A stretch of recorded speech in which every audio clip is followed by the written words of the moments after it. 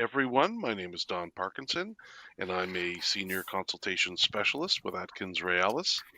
Today, we are continuing our series of live stream and radio topics on the Northern Road Link project as it moves through the provincial environmental assessment and federal impact assessment processes.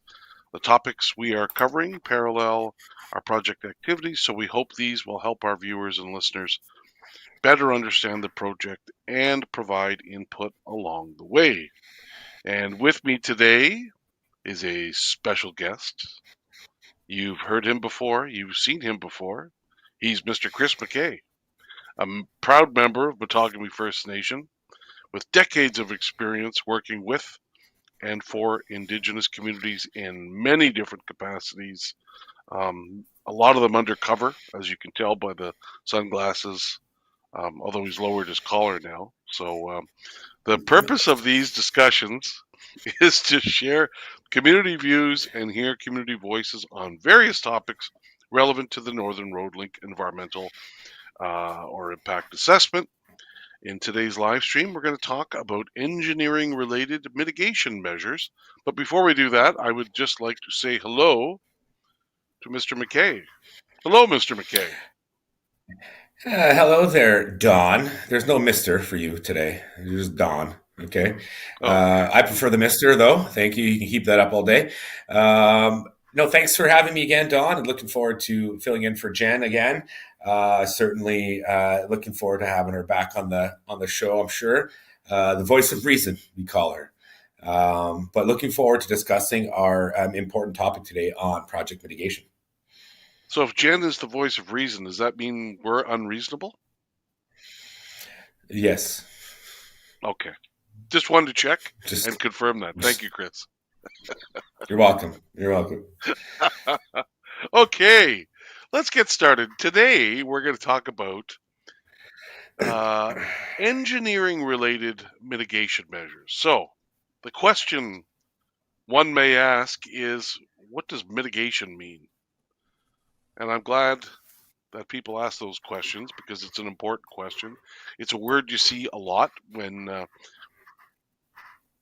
we're talking about mitigation. Is it's a way of eliminating or reducing. Example, project is identified to have effects, different kinds of effects. There are mitigations associated with each effect. And in some cases, it eliminates the effect. In other cases, it just reduces the effect. So that's what we mean by mitigation. So today we're going to talk about mitigation measures, things we do to mitigate or eliminate or remove project impacts or effects on the engineering side. So with that, I got a question. You have a question? Yes, Mr. McKay. So on mitigation, Don, now is there circumstances where the mitigation measures may actually improve the local environment, or when it comes to the engineering side, is there opportunities to actually improve, say, the surrounding area or environment Oh, when you you know what? discuss That's mitigation? an interesting question, Chris. Because yeah, it can eliminate effects, but can it improve? I mean, I can't even answer that off the top of my head.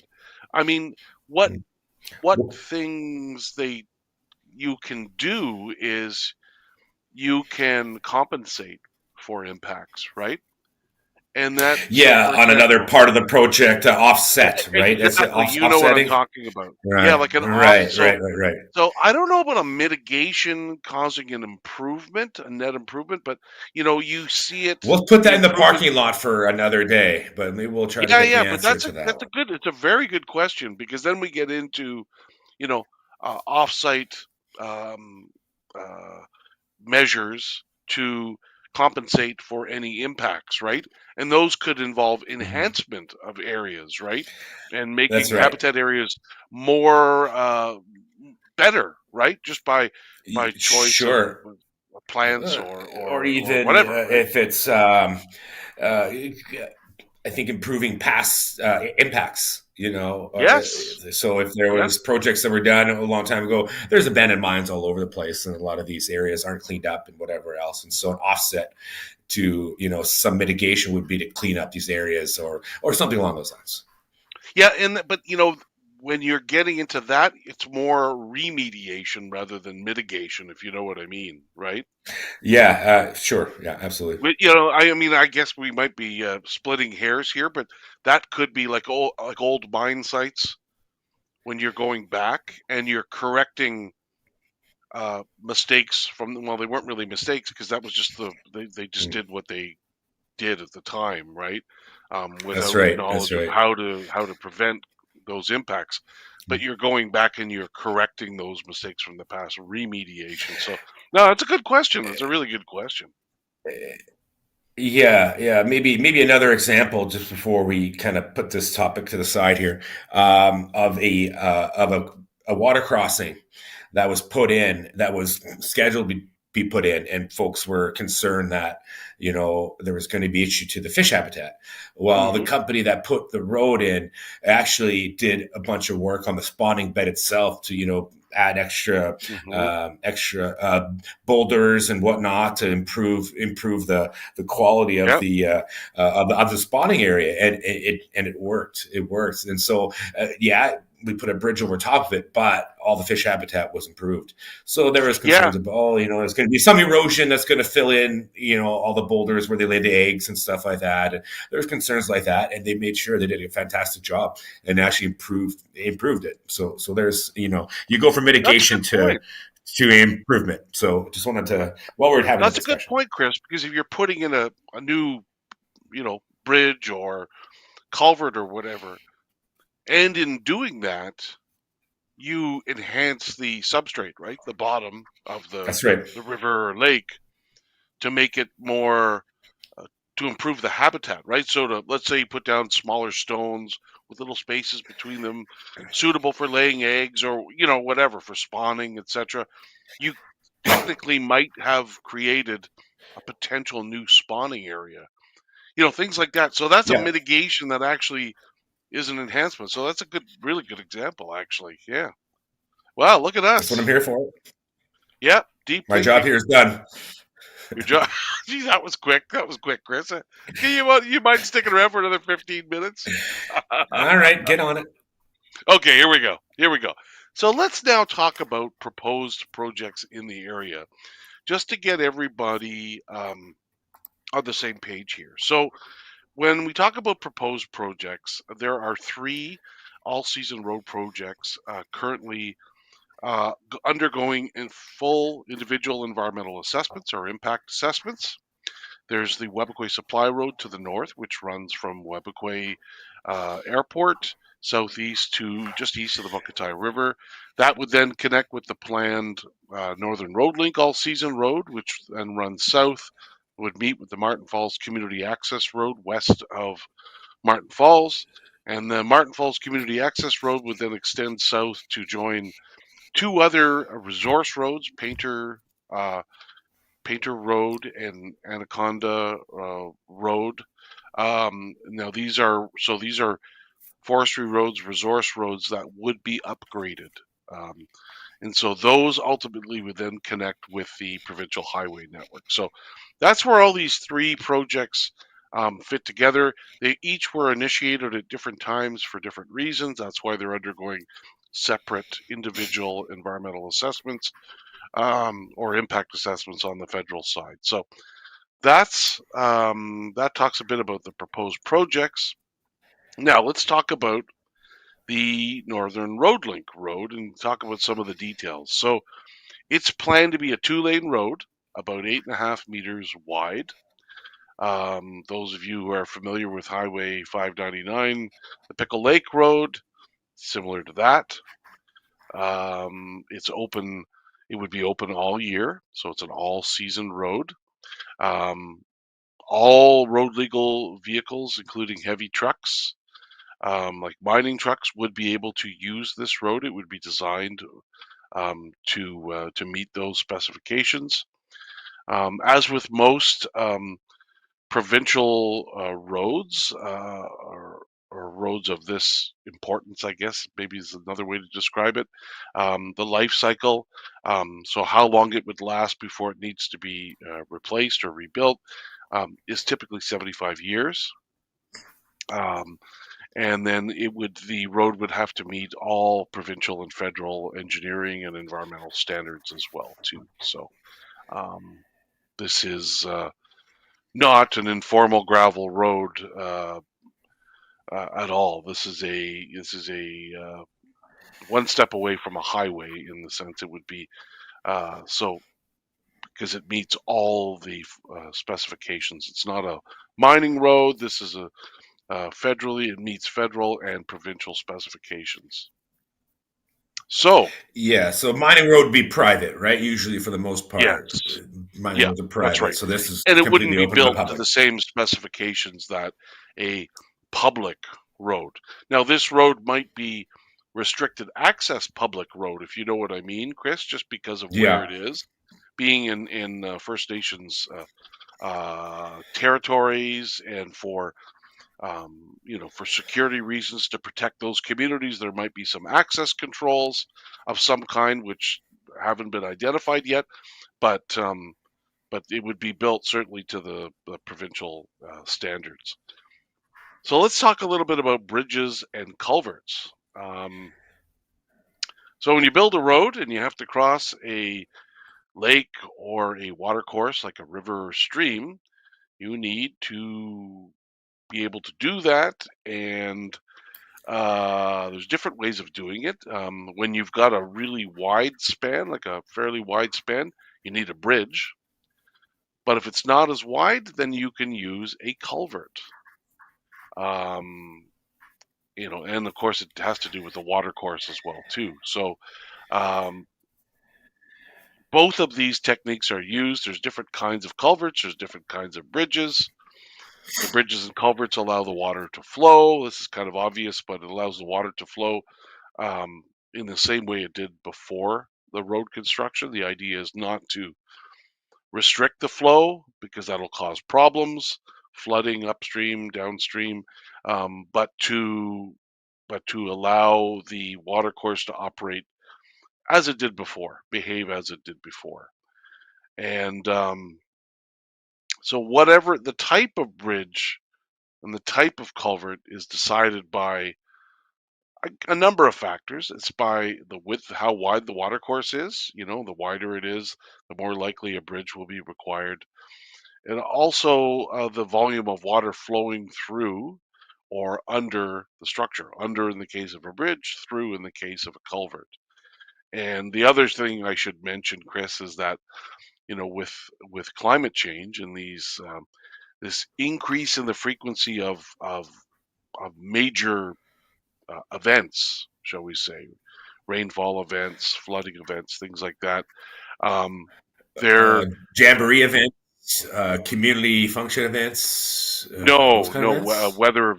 weather events. Oh, weather events. Weather Okay, events. my Yeah, bad. thank you for yeah. I mean, I'm using the No, I just correct want to see technical term. clarity there. I just want to make that clear. I'm using the technical term. All It's a 1 in right. 100 flood event. That's normal. That's the terminology that we use in the business, Okay. Chris. I see. I see.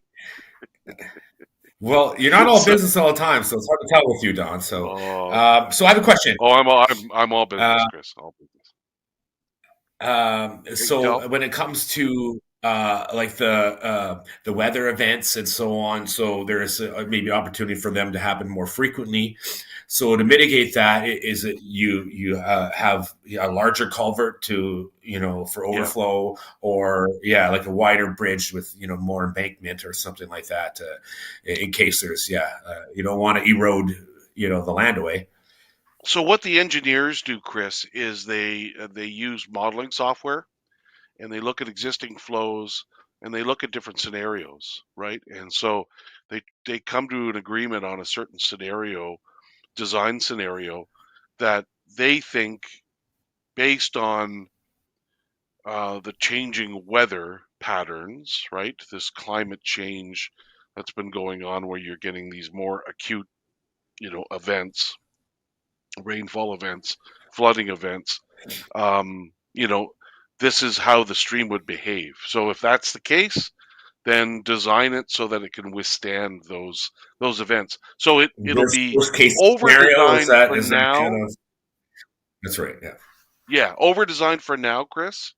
Um, but the perfect fit for down the road, right? That's the thinking. That's the thinking behind it. So that's what the engineers do. That's what they're directed to do because climate change has to be considered in all facets of the environmental assessment, including the preliminary design. So that's how that works. And next, let's talk a little bit about groundwater in peatlands. And we talked about peatlands last week, if you recall. And let's talk about them a little bit again because it's an important topic. So these peatland areas, which are basically wetland type areas, um, they have high groundwater or spring water levels um, uh, to the point where some of them are visible at the surface. Uh, a lot of a significant portion of the Northern Road Link Road will likely go through the peatlands, the James Bay lowland uh, uh, terrain type. And so the road will be built in long stretches of peatlands. This has been done in other provinces next door in Manitoba very successfully. And but this is the first time in Ontario, to the extent that it's being done, that wetlands will be built, or that peatland roads will be built in peatlands. Um, we have to make sure when we build roads through peatlands that the groundwater behavior can't be impacted, so that you need to allow it to continue to flow. And we talked last week, Chris, about how even though the water looks like it's stagnant, it's actually moving very, very slowly. So you need to Yeah. put in, you know, things to allow features, right? When you build the road to allow the water to flow through. Sorry, Chris, go ahead.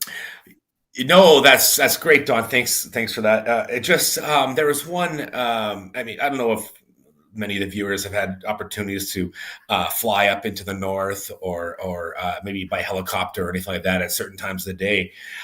There's times where you're flying over peatlands and it looks like it's land. Like there's no water there, and then you get to the right angle and you see when the sun will glisten off that water, and you'll just look over it and you'll realize that it's like almost a camouflage where it's half peat and half water kind of floating, and you can see the glisten, and there's points where it looks like it's just all water, right? And so Yeah. it's a real visual, stunning experience to see that land kind of turn to water and then kind of go back to land just by the angle that you're looking at the peatlands. It gives you a sense that it's like a giant floating piece of earth, right? Yeah, yeah, it's a floating mat of vegetation. So for example, if we were dropped off by helicopter to a spot in the peatlands and just started walking around, yapping at each other back and forth, we could very easily, and let's hope it wouldn't happen, all of a sudden just sink down into it because, it very slowly sink down because we're walking on this mat, but this mat can't hold us up anymore. Maybe some of us would sink, Oh, Don. You know what I oh. mean? Like, well, I've been known to walk on water, so Yeah, I've heard that. I've heard those stories. Yeah, yeah, it's obviously gone to your head. But anyway, I yeah, digress. but yeah, but you know, you just have to be careful when you're in the muskeg, right? And Mhm. I think many of our Yeah, viewers know this way better than you and I do. But you can sink really quickly. yeah, yes. I used to do a lot of work in forestry in my college days. I spent some summers walking through the muskeg, and you get to those small little birch and cedar patches and stuff like that, where you're kind of using them to stay afloat because at any point in time your foot can go through, and you can lose a boot quite easily. So Yeah, I've that's seen right. I've seen I've seen people lose boots, which is Yeah, the funny yeah. part. And no It's a matter boot graveyard how out far there. you dig down and find, yeah, it's gone. It's gone. That goes down, lots of meters. That's right. So the other thing is, if you build the road and you don't allow that water to flow through underneath the road or through the road, right? Depending, because you could use different techniques. You could use these cross culverts to, like, on a more frequent basis to allow the water to flow through, and you can build the a portion of the road base with larger rock with spaces in between to allow that water to flow through. So there's different techniques, but if you don't do that, then you're gonna starve one side of the road of water, and that's not good because then that vegetation that's expecting the water and has always gotten water is not getting it anymore. So then that vegetation can die. Yeah, it turns stagnant and it reeks. Yeah, It's a real it does. foul odor when that water stops flowing. So Yeah, not something to look forward to. That's for sure. Um, okay, let's talk a little bit more about peatlands here. They're not stable for building roads on, like gravel or bedrock. So you have to do uh, you have to do quite a bit extra to build stable roads in this terrain type. So because when you load the peat, when you put weight on it, right? When you're building a road and you're rolling, pushing forward the road base to build that road, that peat compresses. Like I said, it's like a sponge, and it will compress to a certain point, and then it'll stop being compressed. And that's sort of like I guess you could describe it equilibrium, right? Where it's a stable sort of state. And it can compress up to 40%. So when you build roads in areas like that, you need more material to build up that road. That road has to be higher. Because again, we're not doing what used to be done, where the peat was excavated and it was replaced with other material. We are keeping the peat in place because it serves as an extremely effective storage for carbon. Um, so it's a different way of building roads. It takes a little bit more time. It takes more materials because you need more material to build up that road because of the up to 40% um, squishing factor, compression factor, and and if you don't allow that water to flow through that road or under that road, you get erosion, you can get frost heaves, you can get water within the gravel of the road, which can then freeze and thaw and then cause displacement and cause the road to break up a little bit. You can get overtopping of the road, or flooding of the road, which can wash out parts of the road. So that's not good. So you have to build it right, but it takes a little bit more time and a lot more material as well too.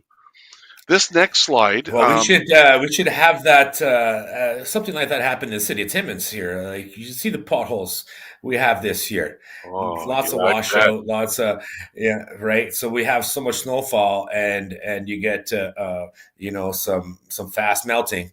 You could see all over town that there's pylons everywhere. It was a bad year, right? So Yeah, the yeah, city needs to really look at uh, keeping these roads working for the long term here, because it's every year it's same areas as well, and so if you don't build it right yeah. the first time, it's going to have issues forever, they say, right? You're So just gonna keep building it right for patching the it up first time in every this year. circumstance is really important, is what my Yeah, point was. Yeah.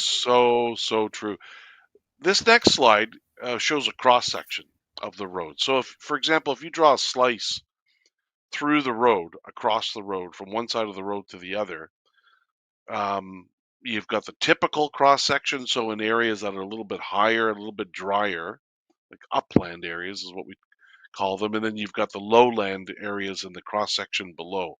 That's through peatland. And so, if you look closely at this, the lower cross section shows a cross culvert, a pipe, and that pipe is to allow that water to flow across.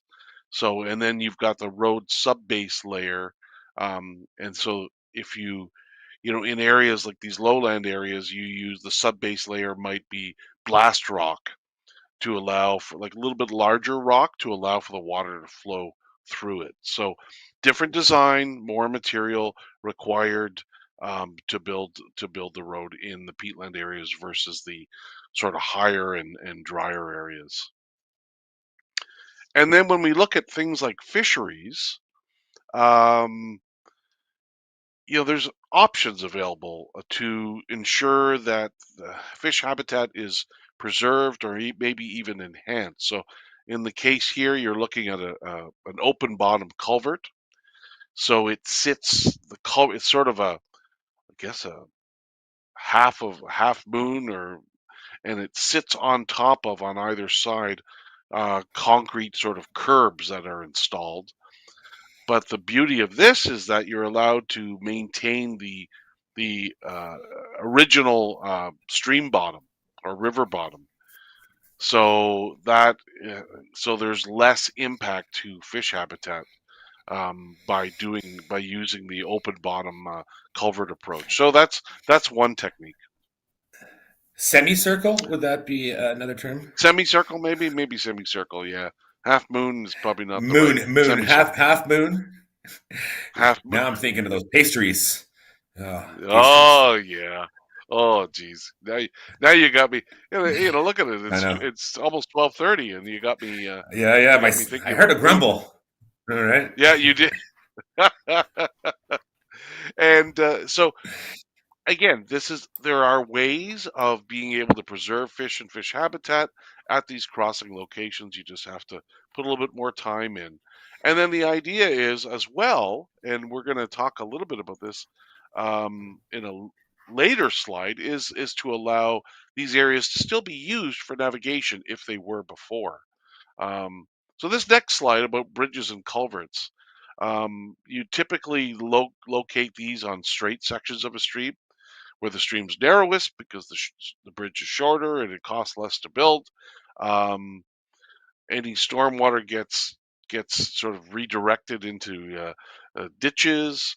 The bridge abutments sit outside of the stream, not in the stream, so that the construction can occur outside of the stream with no impacts on the fish habitat.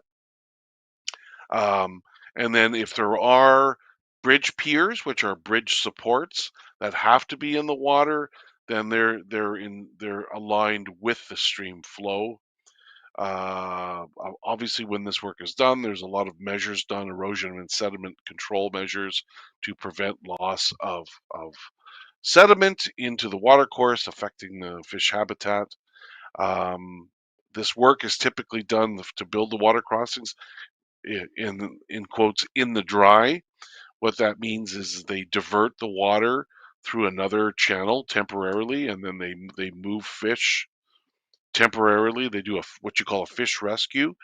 So they channelize. They build a little channel for the stream so that they can then do the work to build the bridge, install the culvert, whatever it may be in the dry, like in a dry situation, because it's much easier, faster to build, and then they redirect the water back to its original path after they're done. And construction is done to avoid spawning times, protect habitat, spawning habitat. They don't typically build bridges in spawning areas. The idea is to not disturb fish migration. Fish passage has to be maintained during all phases of this work. So you build the channel, the diversion channel, to allow the work to occur to build the bridge or to install the culvert, and then you redirect the water back to its original path.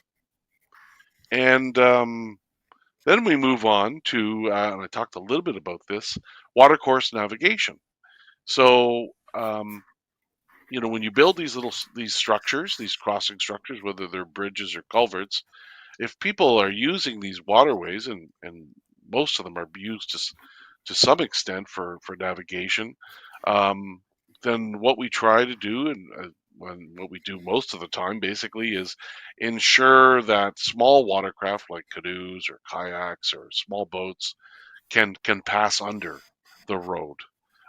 so that the structure needs to be big enough to allow for that, to give enough clearance for that. So that's one thing we look at. Look at this guy here, eh? Look at this little guy's Oh, boat here. Okay. yeah, So how yeah. tall Look is at him. this guy? I'm just kind of curious. So so it's a 3 meter clearance, and okay. So maybe at certain So times of the year, maybe you may have to crouch if the water's a bit high.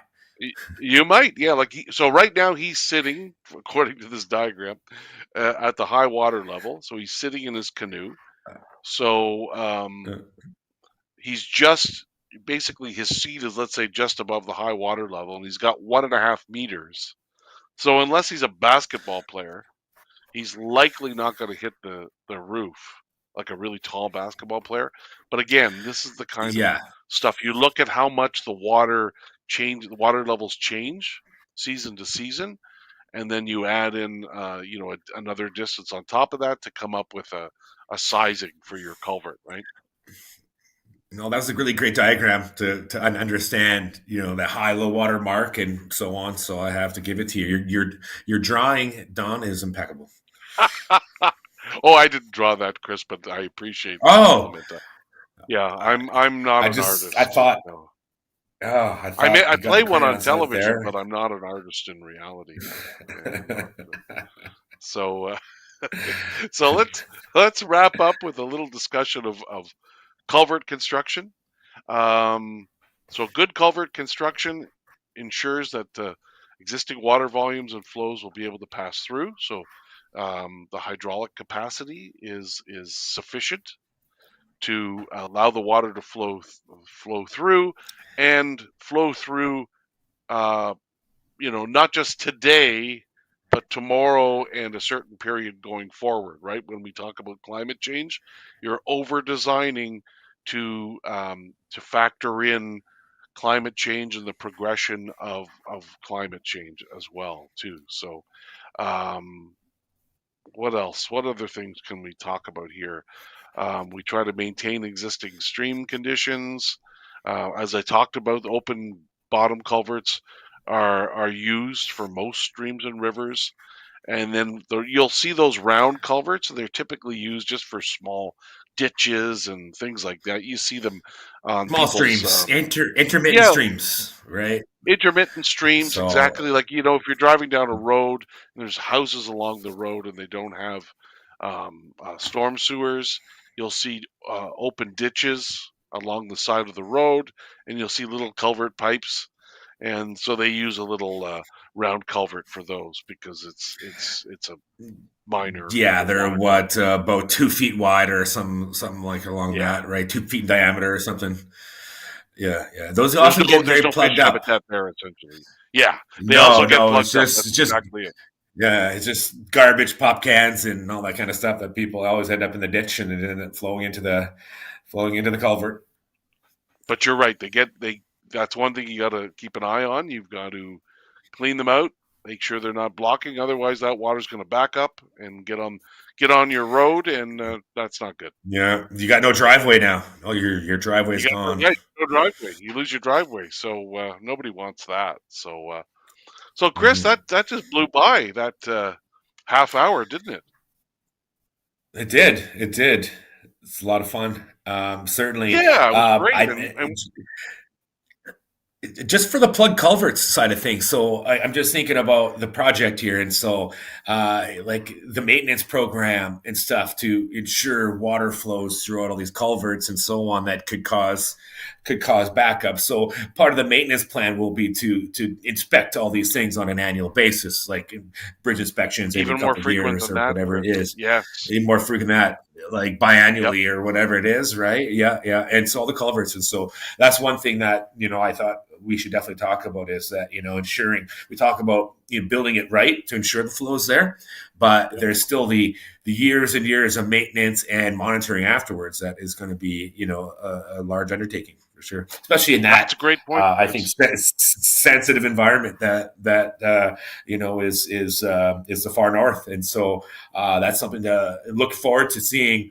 How that operation and maintenance plan rolls out, even though we're years away, but it's still kind of on the Yep. mind and making sure, again, the stewards of the land are going to be there and making sure the water's flowing and fish can move and so on. So That's a great point, Chris. And maintenance of this road is no small task, right? And so these crossing structures would be checked on a regular basis, because mm. those are some of the things that can go wrong, right? They clog up, they fill up with sediment or Yeah, whatever, brush. even though Um, they're built right, there's could be a massive rainfall that causes a bit of erosion yes, on one side of the bridge, right? And then if it's not checked and maintained, that could cause a major structural issue.